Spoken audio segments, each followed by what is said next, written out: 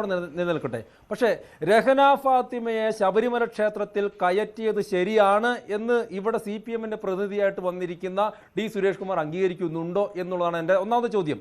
ആ സ്ത്രീ ഒരു ശബരിമലയിലെ അയ്യപ്പൻ്റെ യഥാർത്ഥ ഭക്തയാണോ എന്നുള്ളതാണോ ഇവരുടെ അഭിപ്രായം എന്നുള്ളതാണ് എൻ്റെ രണ്ടാമത്തെ ചോദ്യം.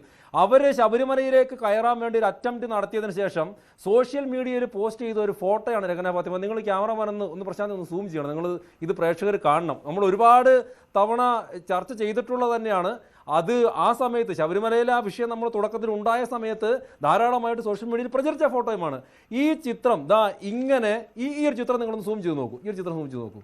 ഇപ്പോൾ ഇങ്ങനെ, അതായത് അർദ്ധനഗ്നയായിട്ട് തൻ്റെ ശരീരത്തിലെ പല ഭാഗങ്ങളും കാണിച്ചുകൊണ്ട് ഈ ഫോട്ടോ നിങ്ങൾ നോക്കണം. ശരീരത്തിൻ്റെ പല ഭാഗങ്ങളും കാണിച്ചുകൊണ്ട് കറുപ്പെടുത്ത് ഭസ്മം നെറ്റിയിൽ തേച്ച് ശബരിമലയ്ക്ക് പോകുന്ന രീതിയിലുള്ള മാലകൾ അണിഞ്ഞ് കയ്യിൽ രുദ്രാക്ഷം അണിഞ്ഞിരിക്കുന്ന ഈ സ്ത്രീ ശബരിമല അയ്യപ്പൻ്റെ ഭക്തയാണോ എന്ന് ഇവിടെ നിൽക്കുന്ന CPM-ന്റെ പ്രതിനിധി ഒന്ന് പറയണം.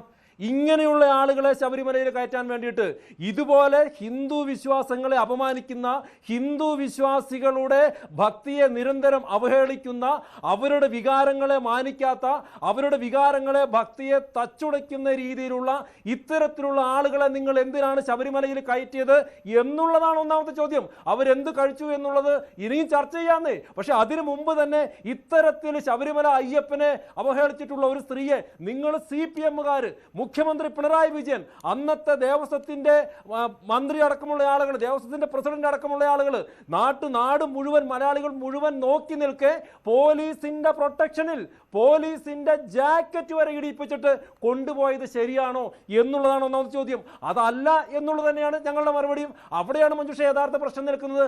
അതായത് എവിടെയോ കിടന്ന ആരെയൊക്കെയോ ശബരിമലയിൽ കയറ്റുവാൻ വേണ്ടിയിട്ട് ഇവിടുത്തെ യഥാർത്ഥ പ്രശ്നം എന്ന് പറയുന്നത് ശബരിമലയിലെ അയ്യപ്പ ഭക്തരുടെ വികാരത്തെ, അതല്ലെങ്കിൽ അവരുടെ ഇമോഷനെ മാനിക്കാത്ത രീതിയിൽ, അതിനെ ഹർട്ട് ചെയ്യുന്ന രീതിയിൽ, അവരുടെ വികാരങ്ങളെ വേദനിപ്പിക്കുന്ന രീതിയിൽ പ്രവർത്തിക്കണം.